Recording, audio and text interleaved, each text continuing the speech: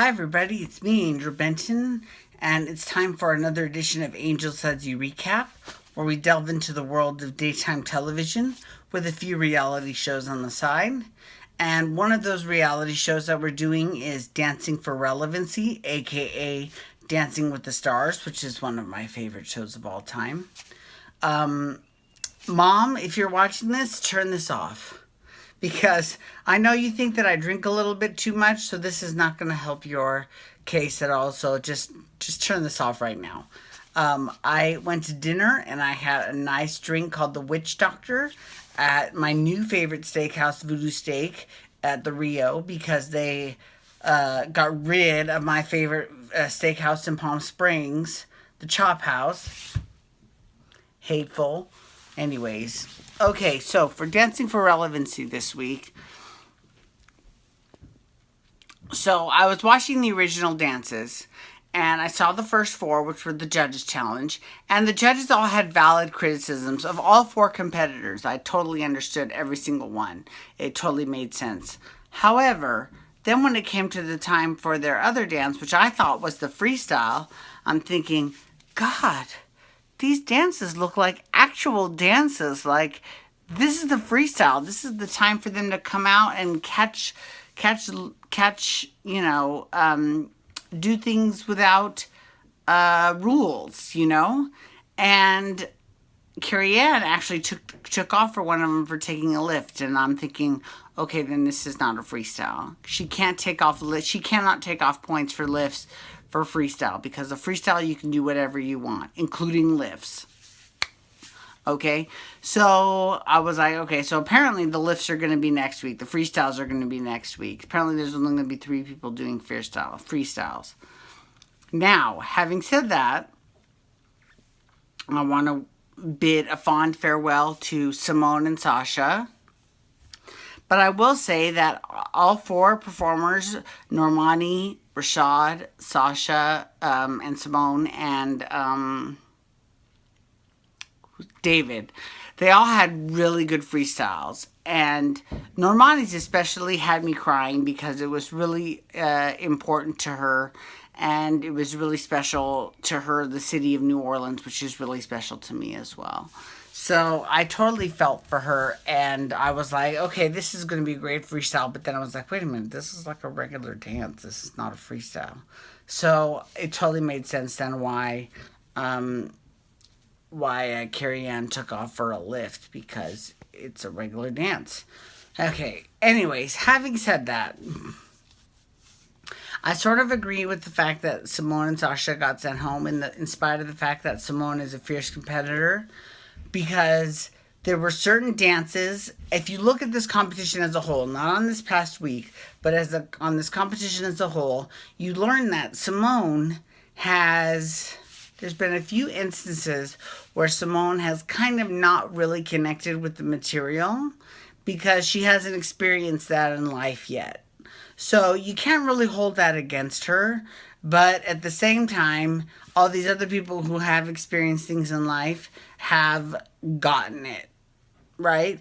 So on the other hand, you got to be like, well, she's the youngest in the competition. It's time for her to go. So farewell, Simone, but we'll still see you next week for the finale anyway. So it's not like we're not going to see you.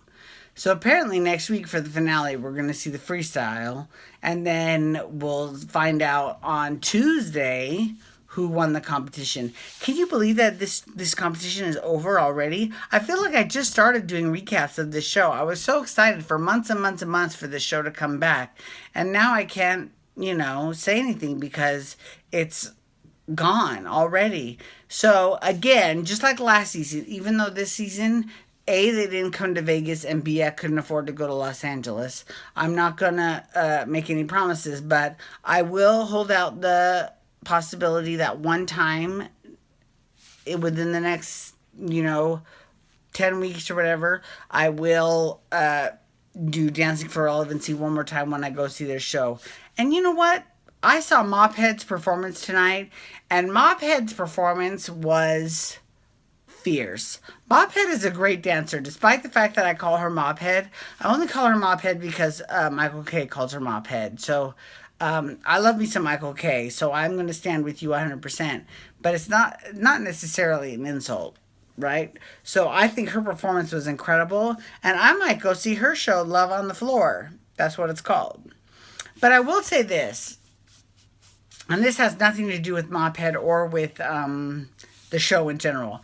So someone had some album out or some single out about crying on the dance floor or whatever, and it makes me think, I'm sorry, but that's kind of unoriginal.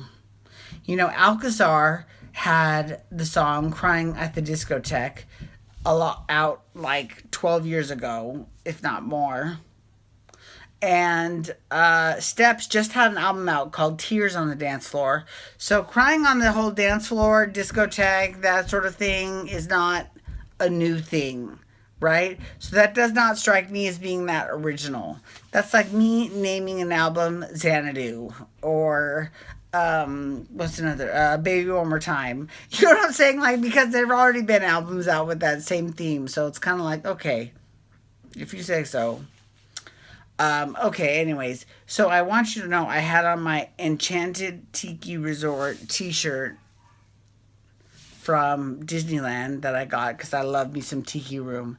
The Tiki Room is quite possibly my favorite attraction at all of Disneyland and Walt Disney World and Tokyo Disneyland, period. And I think a lot of it is because I love, even though people from Hawaii are like, that's not Hawaiian culture, it actually kind of spurred my interest in Hawaiian culture, and it got me to learn more about Hawaiian culture.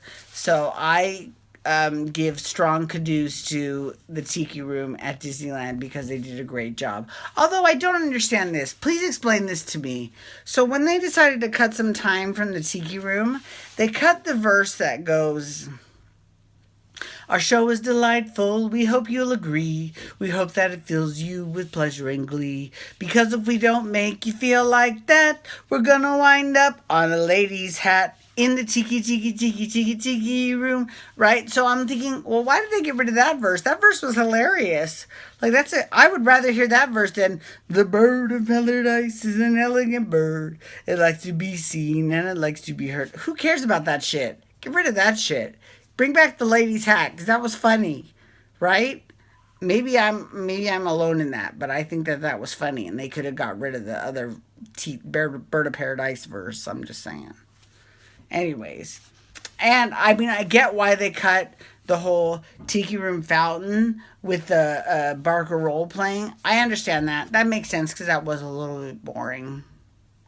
But that was the only slow part of the whole show. So the fact that they cut that and that one Tiki Room verse, it's like, what the fuck? What's the point?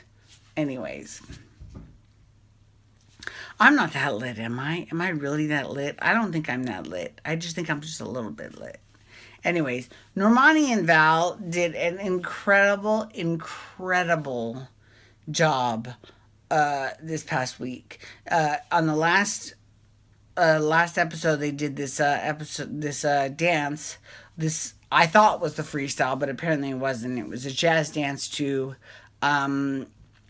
"What a Wonderful World" by Louis Armstrong, and it was but it was a fast jazz version, and it was set in New Orleans, and it was incredible. The set was incredible. The dance was incredible. The arrangement, kudos to you, Ray Chu, was incredible. So good job to you on all of that. It was awesome. Everyone else, in terms of the freestyle, well, actually, it wasn't a freestyle. It was there. It was, like, for example, Simone and Sasha did a rumba.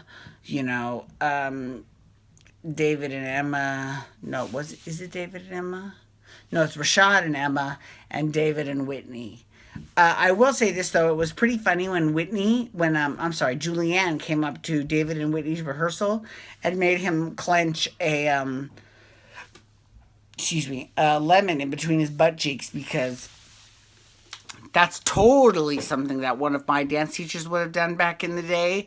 Would have made us clench a lemon in our butt cheeks to make us squeeze our butt. So, kudos to you. Good job.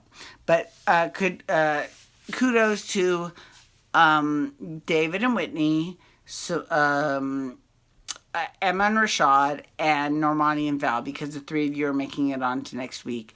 So next week, after the freestyle and after the show is over, I'll be doing one last recap to show you who is going home, and I will say goodbye to you two, and I will congratulate the winner.